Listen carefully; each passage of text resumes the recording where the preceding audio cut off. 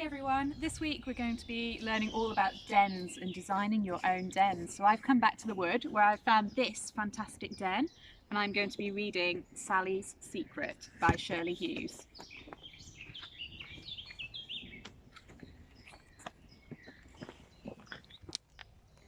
Once there was a little girl called Sally who liked making houses. She made them in all sorts of places, behind curtains,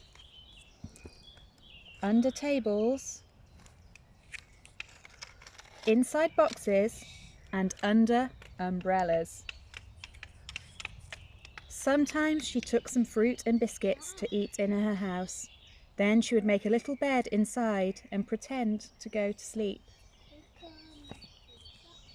Often, some tidy person would come along and spoil one of Sally's houses by mistake, and she would have to begin all over again. It was very annoying. One day, Sally found a secret house which nobody knew about. It was in a bush at the bottom of the garden.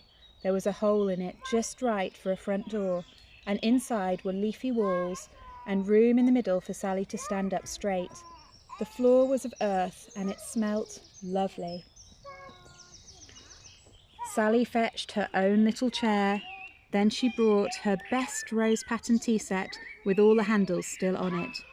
She swept the floor with a branch and made a little path of stones up to the front door. Then Sally ran to ask her mother if she could have some tea to take to her secret house. Mother gave her some plums and tiny biscuits with pink and white icing, and some real milk and a lump sugar for the tea set. Sally set out all the things in her house. She arranged the plums and biscuits on some big leaves and bunches of flowers in a jam jar. When everything was ready, it looked elegant. Sally was so pleased. She didn't want her secret house to be secret anymore. She wanted to show it to somebody. Her friend Rose was in the next door garden playing in her sandpit. "Come and have a tea party in my secret house," said Sally. Rose said she would come if she could dress up.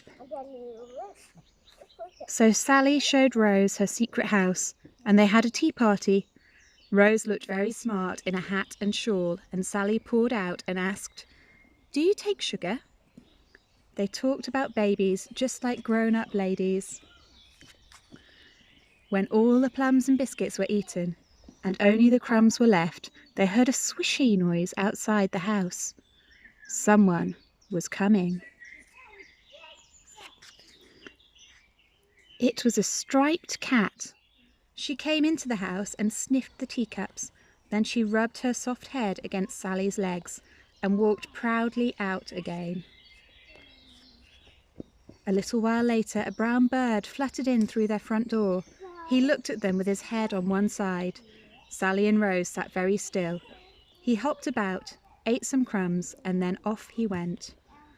The last visitor was a ladybird, hurrying across one of the leaf plates. "That's 1, 2, 3, 4 visitors I've had in my secret house," said Sally, counting on her fingers. "Let's stay here forever," said Rose. But they couldn't, because it was bedtime.